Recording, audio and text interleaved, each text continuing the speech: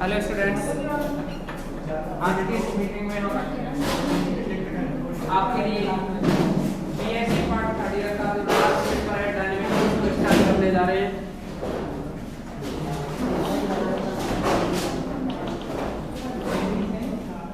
इस डायनेमिक्स का जो पेपर है, तो ये जो डायनेमिक्स है ना, डायनेमिक्स के साथ में एक और बुक है जो कि स्टैटिक्स की है। तो पहले इसके बारे में, ये बुकों के बारे में डिस्कस कर लेते हैं। तो यांत्रिकी जो होती है, यांत्रिकी इसको दो भागों में बांटा जाता है। एक तो होती है गति विज्ञान जिसको डायनेमिक्स कहें,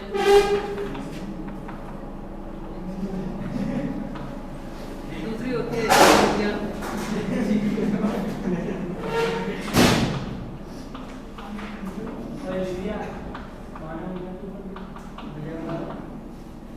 गति विज्ञान को गति के नाम से जानते हैं, गतिकी, और स्थिति विज्ञान को स्थितिकी के नाम से जानते हैं।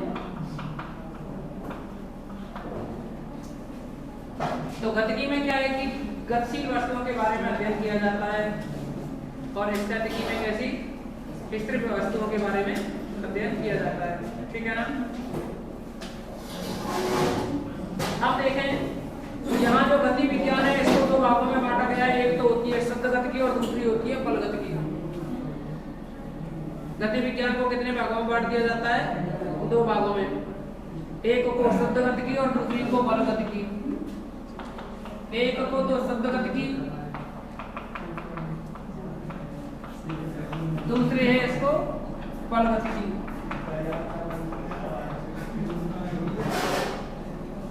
तो आप इतना सा स्ट्रक्चर बना लो। ये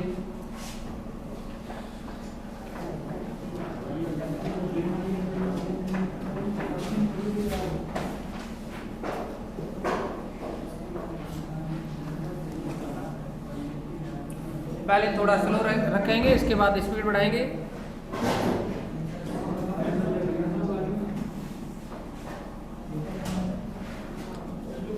गुड आफ्टरनून सर जी, गुड आफ्टरनून। किधर है ये विवेक? घर पे ही है या यहीं से कर रहा है? विवेक तुम में से भी तो है ना कोई?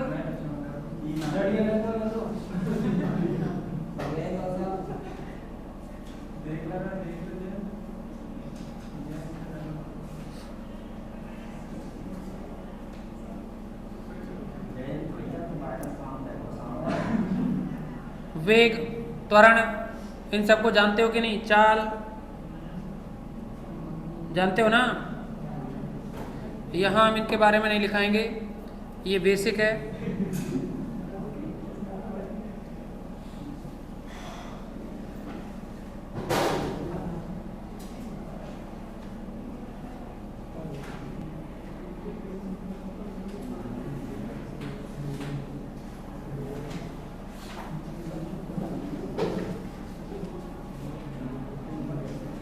आगे लिखाएंगे गति के प्रकार।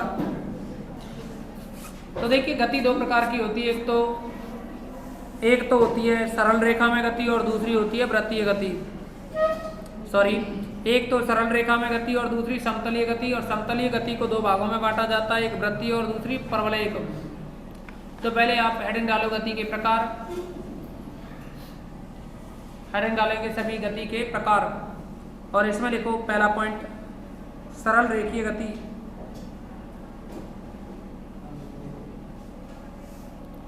इसमें लिखेंगे सरल रेखीय गति।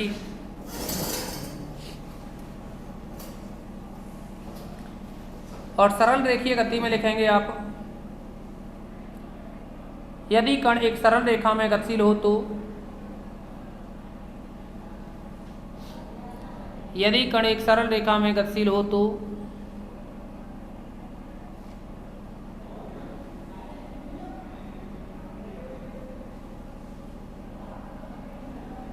तो कण की गति सरल रेखीय गति कहलाती है। तो कण की गति सरल रेखीय गति कहलाती है।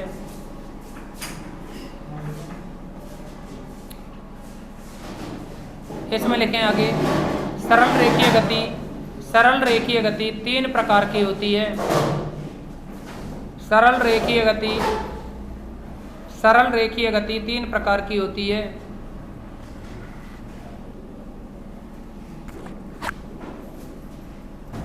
सरल रेखीय गति तीन प्रकार की होती है। नंबर एक कण का वेग अचर हो। नंबर एक कण का वेग अचर हो। कण का वेग अचर हो। नंबर दो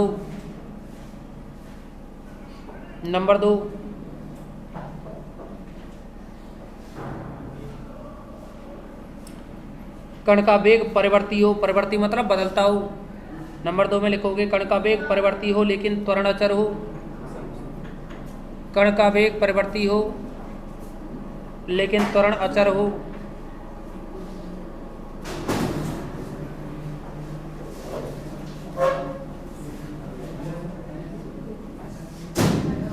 नंबर तीन वेग तथा त्वरण। नंबर 3 वेग तथा त्वरण दोनों परिवर्ती हों। वेग तथा त्वरण दोनों परिवर्ती हों।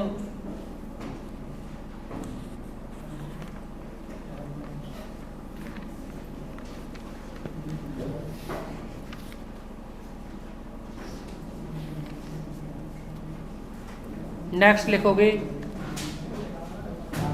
समतलीय गति। पहली तो हो गई सरल रेखीय गति, दूसरा हेडिंग डालो समतलीय गति। समतलीय गति दूसरी हेडिंग डालोगे समतलीय गति और इसमें लिखेंगे जब कण एक समतल में गतिशील हो तो, जब कण एक समतल में गतिशील हो तो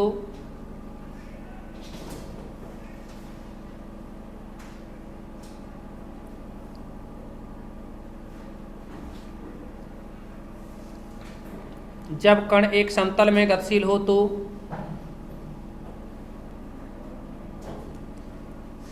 कण की गति समतलीय गति कहलाती है।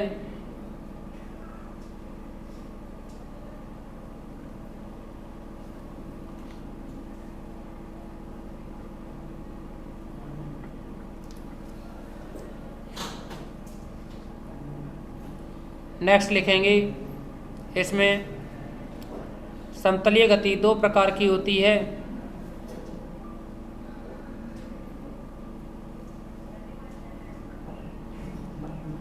नंबर 1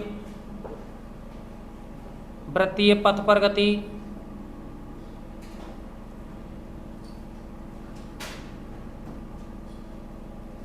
नंबर 2 परवलयीय पथ पर गति या परवलयिक पथ पर गति, motion on A parabolic path.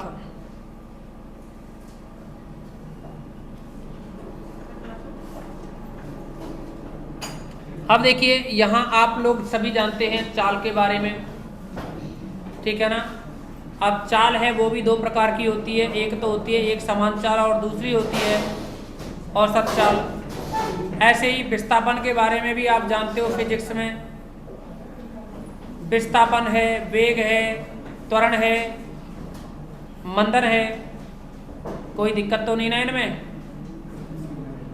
आपके लिए क्या है कि जो सिलेबस है वह स्टार्ट होता है radial and transversal velocity and acceleration, यानी अरीय एवं अनुप्रस्थ दिशा में वेग व त्वरण के घटक, ठीक है ना। अभी ये तो आपको बेसिक लिखाया है हमने, जिससे कि आपको कुछ ऐसा लगे कि हाँ हमें किस तरह से पढ़ना है।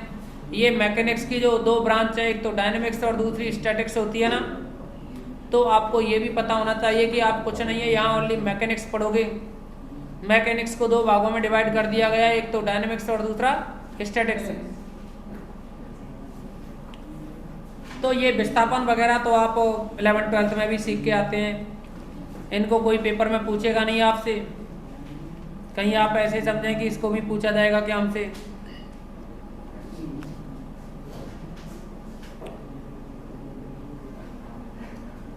वेग हेडिंग डाल दो, बस वेग के बारे में लिखा देते हैं हम। और वेग में लिखोगे विस्थापन में परिवर्तन की दर।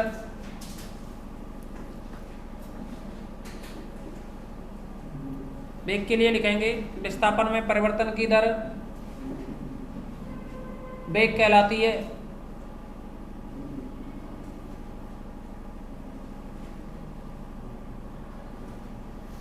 विस्थापन में परिवर्तन की दर वेग कहलाती है। अर्थात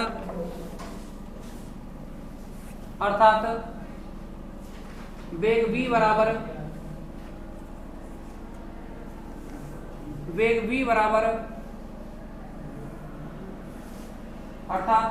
बराबर dx upon dt।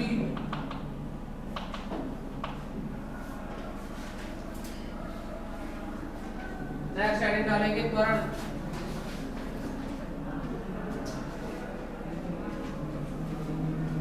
Next heading डालेंगे त्वरण और त्वरण में लिखोगे वेग में परिवर्तन की दर।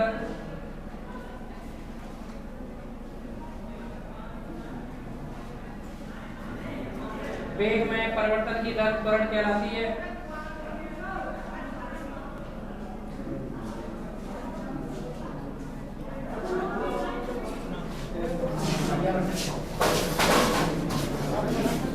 वेग में परिवर्तन की दर त्वरण कहलाती है।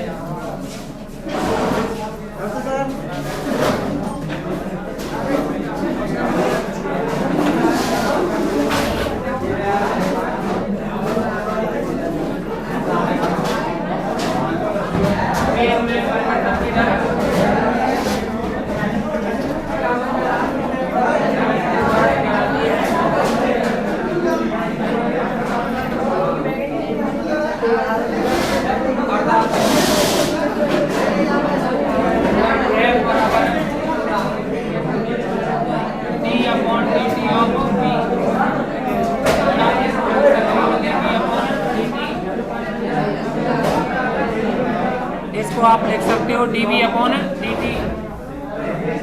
अब इसको समझोगे आप, इस रिजल्ट को समझे आप।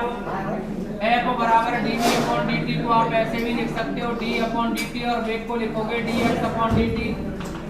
इसको d2x अपॉन dt स्क्वायर भी लिख सकते हो। और देखोगे आप जो dv अपॉन dt है ना, ये जो dv अपॉन dt है इसको आप dv अपॉन dx और dx अपॉन dt लिख सकते हैं। dx से dx कैंसिल हो जाएगा ना। अब dx अपॉन dt को तो आप वेग कहोगे भी और ये dv अपॉन dx। अतः आप फाइनली ये लिख सकते हो त्वरण।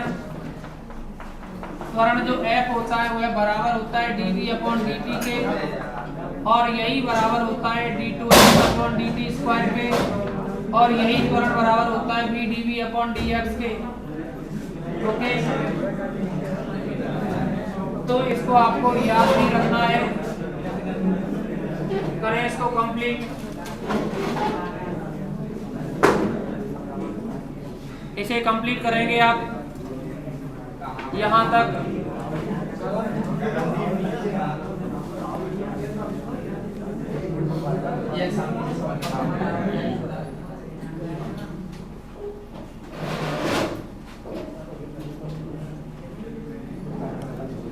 जैसा कि हमने आपको बताया, अभी सिलेबस जो स्टार्ट होता है आपका वह आर्य एवं अनुप्रस्थ त्वरण से स्टार्ट होगा। ये तो बेसिक है जिसको आपको समझा रहे हैं पहले।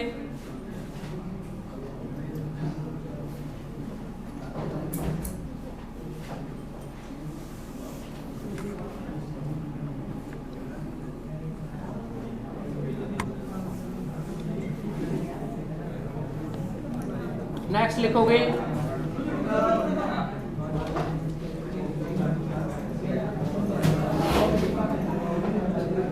निर्देश अक्षों के समांतर वेग तथा त्वरण के घटक। निर्देश अक्षों के समांतर वेग तथा त्वरण के घटक,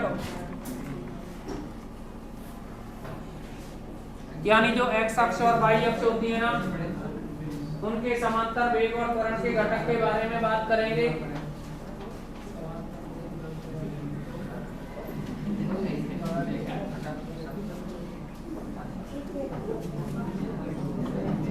देखेंगे एक्स अक्ष के समांतर वेग जिसको एक्स डैश जिसको वी एक्स लिख सकते हो आप।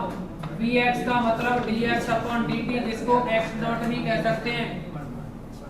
ऐसे ही वाई अक्ष के समांतर वेग जिसको आप वी वाई कहें तो इसको लिखोगे D Y upon D T जिसको कि आप वाई डॉट भी कह सकते हैं। और अगर हम परिणामी वेग की बात करें, परिणामी वेग जिसको आप v कहें तो ये होता है vx का स्क्वायर प्लस vy का स्क्वायर और इसका स्क्वायर रूट। दिशा की बात करें हम तो दिशा निकालें, दिशा यानी tan थीटा, तो ये बनता है y dot upon x dot. Same x अक्ष के समांतर त्वरण तो ये लिखेंगे x अक्ष के समांतर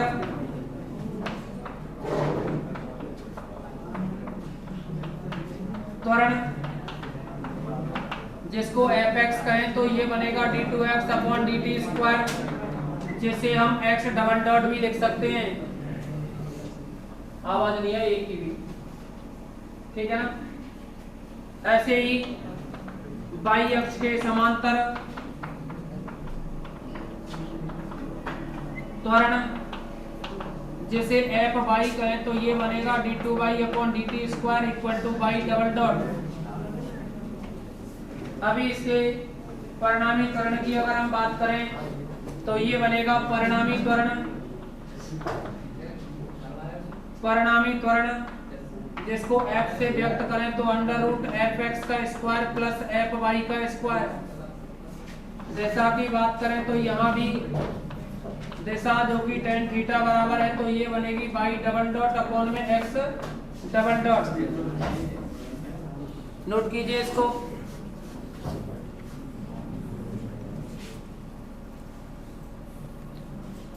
एक बार क्लास को रिजॉइन करें।